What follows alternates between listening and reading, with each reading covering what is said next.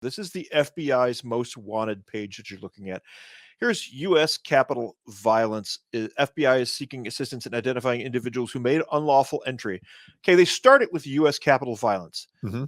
But what they're looking for is people who made unlawful entry into the U.S. Capitol building and committed various other alleged criminal violations, such as destruction of property, assaulting law enforcement personnel, blah, blah, blah. None of this stuff. Well, first of all, what law enforcement people were assaulted? I've heard there were a couple of shoving matches in front of the Capitol, but it looks very much like those were staged. Well, and also, like, does that really raise to the level of a felony? No, not really.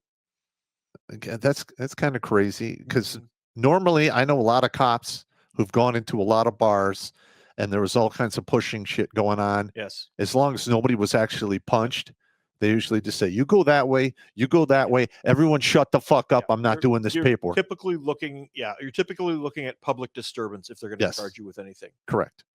You know, if you try to push the officer away from that, they'll get you with obstruction. Yeah. But that's it. But that's you're not looking at 22-year felonies and 2 years in solitary. There are people out there who actually willingly shoot people, get second-degree convictions, and get less time in prison. Yes, that is correct. Especially if you are of a certain racial persuasion, you're going to get one hell of a pass. Yes, by the legal system in current year. Lately as well. Now, here's the NKDV portion. You've got the FBI out there. This is their big thing right now. They're after anybody who was associated with this. Let's see if I can find view wanted posters. Oh, here we go. Okay. Who the hell's this guy? It's a guy in a hard hat. Yeah. He looks like he's really out there doing some serious violence, man. I'm telling you. Remarks. Caution. Adam is wanted by the FBI for his alleged involvement in the violence at the Capitol, allegedly at the tunnel on the west front entrance, attempting to make access. He never got in. He was outside. He was standing by the tunnel, and they're trying to arrest this guy for what? He allegedly threw an object and assaulted them with a stolen riot shield. Okay. All right. They even named the charge here, civil disorder. Theft of what government property? He never went into the building. He didn't steal the shield. The cop tried to shove him with it probably, and he pulled it off of him and threw it back. That's what you're reading right there is called a stretch. Yes. And let's be honest, this isn't just happening at the federal government here. It's happening across the board. We have a problem with qualified immunity, which has never been ratified into an actual law. It was made by a judge. Explain qualified immunity for our judge. Qualified immunity is basically if you're in a position of authority, cop, judge, prosecutor, lawmaker, you can do whatever the hell you want outside the Constitution, and you're completely liability free because of this qualified immunity. A lot of this shit would go away, especially if you're a guy and you get a long list of charges from the prosecutor and you get a not guilty across the board. You should be able to sue the shit out of that guy for stacking charges and trying to take away your constitutional rights. That's number one. Number two, it shouldn't cost you a fucking house to get access to your constitutional rights. Plain and simple. I lost $130,000 in cash and assets just in my custody battle. Yep. And listen, if you think this government overreach is something new, it started in family court in the early or middle 70s, and it's been a slow mission creep to the point where they've just willy-nilly violate all your constitutional rights. There's fuck all you can do about it. And are we surprised that same attitude and modus operandi is spilled over into the regular courts? I'm not. Anyway, over here, looking at these pictures, these are the people that the FBI has been picking up. Look at the body language on these. This guy's having a good time. Photograph 539. Dude's just having a good time. Yeah. It's ridiculous. Then we got this one here with the helmet with the GoPro on it. Here she is down here. It's somebody's smiling housewife. Yeah. With a mask on her chin. Look at having a good time. And then we've got Princess Pretty Girl here. She looks like a serious threat. Yep. What do you suppose she's got? A claymore under that beret there? What? Anthrax. Maybe an RPG in her. No, anthrax. Anthrax. Let's go with the white powdery stuff. Okay, and maybe a couple of grenades and a little Chanel clutch. Maybe. Yeah. Of course, that never happened. We're just being facetious. Absolutely. And then this guy here with the pink backpack. Pink backpack man. Big threat.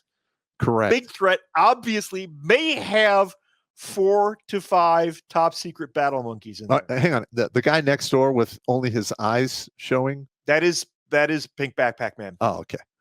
They don't have his face. They just, okay. That's correct. But I can tell you right now that is a white male, approximately 5'8" to 5'10", maybe around 160, 170 pounds. He has a mustache, is Caucasian, possibly with dark brown hair. I would say he's no older than 30. Okay. I would go anywhere between 30 to 38 years of age, somewhere in that window there.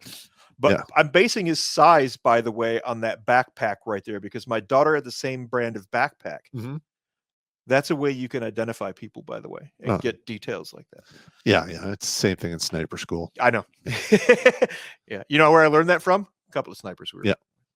So here's how you do this. You get the thing. You see the object there? We know it's this many inches. Yeah. Then literally, you just do the math. Yeah. We sat down with those guys that were freaking. And they could do that shit in their head. I used to be able to do that in my head before my head injury. We were all like, this is like fascinating. We're writing shit down. That's where we learned it from, with you guys. Correct. Okay, this one here. Photograph 534 in the center with the hat and the big smile on her face. She looks like the world's most dangerous housewife. Well, first of all, the next one over, Yeah. She's a redhead. She should get crucified. Just saying. Now. Gingers have no soul. No, gingers. I'm just fucking right. This is my favorite one right here. Oh, yeah. What threat is this guy except to himself? 432, Mr. Mubilage. Mr. Mubilage. Mr. 532. But yes. Yeah, Mike Mubilage. Yeah. The DC police could have stopped this guy just by Buddha slapping him. Yes. Ow! Yeah. Give him the 5-fingered starfish on the back. These are the people that the NKVD, the FBI is after. Look at this guy wrapped in the flag here. He looks most likely to show you his kitten. I'm guessing he's got a kitten under that flag. And here's another thing. Petting the kitten. All right.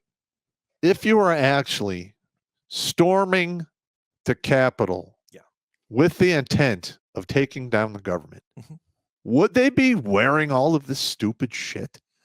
This is absolutely ridiculous.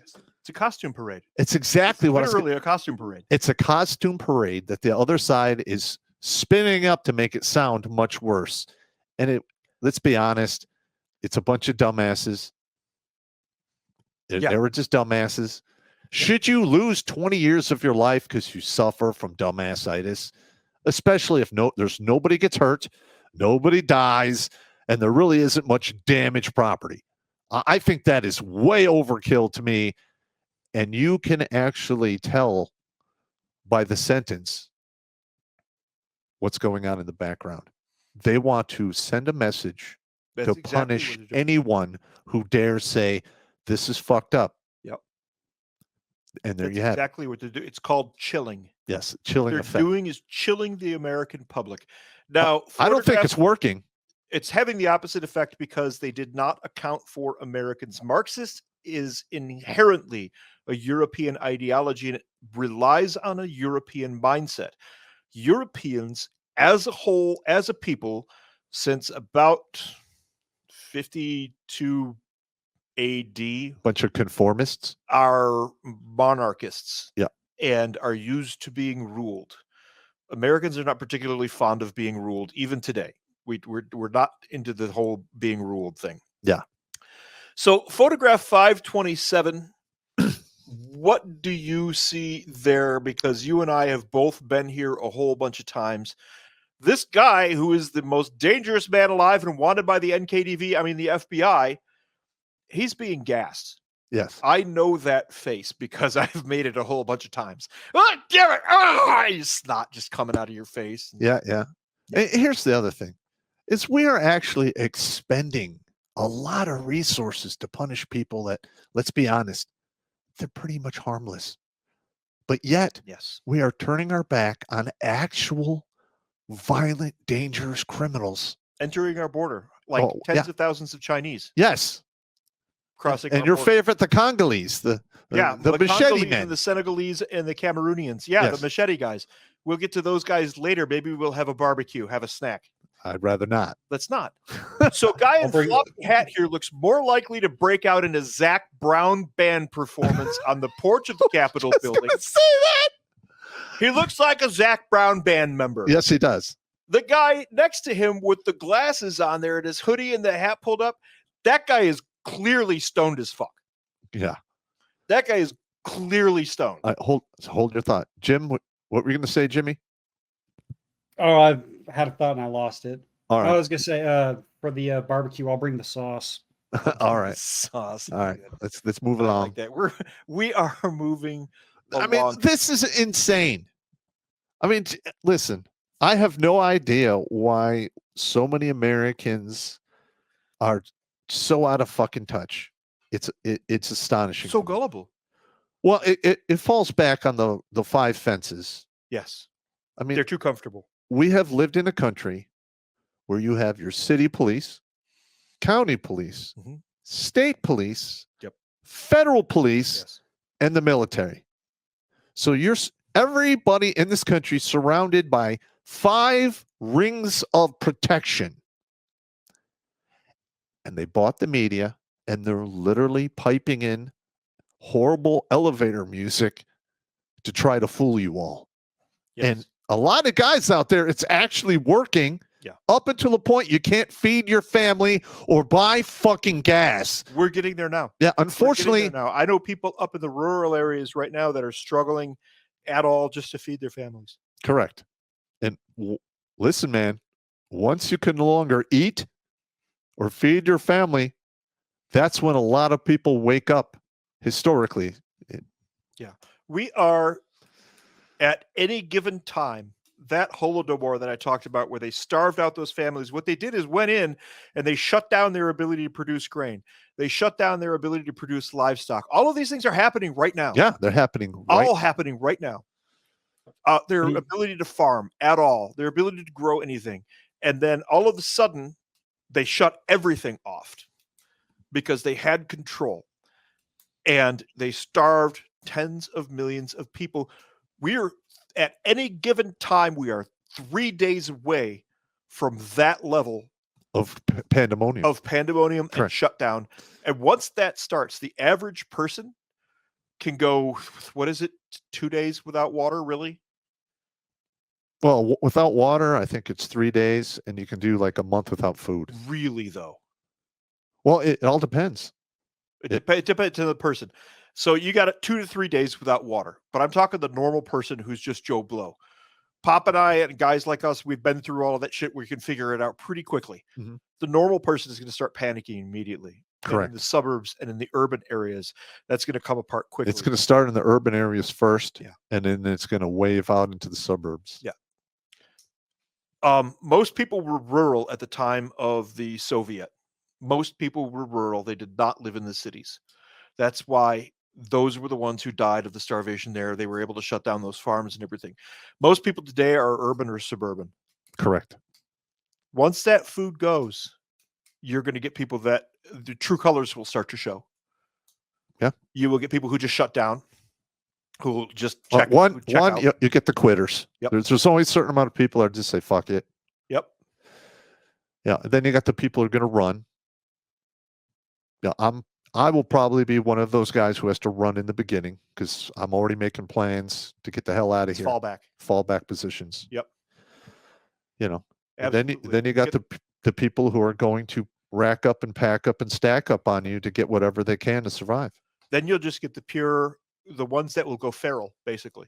Yeah, that's what I'm talking about. They'll scavenge. Yeah. Well, you always get you'll have the organized predators. Yes. But then you'll also have the just scavengers.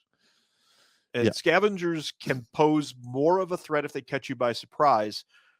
The organized predators will do things specifically to achieve goals. Correct. Now, I would say the organized ones are probably way more dangerous than the unorganized. In the long run. Yes. In the long run. Yeah, I would say that's true. Watch Grunt Speak live every Tuesday and Thursday at 8 p.m. Eastern. And if you want to join Pop for Supporter Sundays, go to redonkulous.com/donate and make a monthly pledge. A link is in the Meat Gazer box.